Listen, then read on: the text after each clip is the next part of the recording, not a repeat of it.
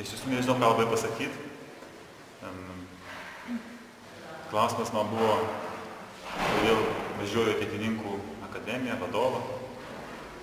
Jeigu būtų lengva atsakyti, tai paprastai, kaip tam, daug noriu skaniai pavalgyti, ar noriu padūkti, būtų labai lengva, bet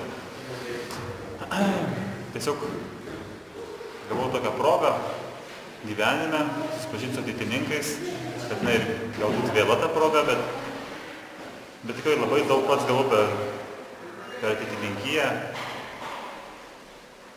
Galbūt dabar jūs, kurie žiūrit šitą mano interviu, dar nesuprantat, kiek daug jūs gaunat, bet manau, tikrai ateitį suprasit ir džiaugsitės, kad galėjot čia būti, galėjot išgirsti. Tos mintys, kurias dabar išgirdot, gal jos šiuo metu ne aktualios, bet jos tikrai bus aktualios vieniems po metų, kitiems gal po 2, tretiems gal po 5 metų.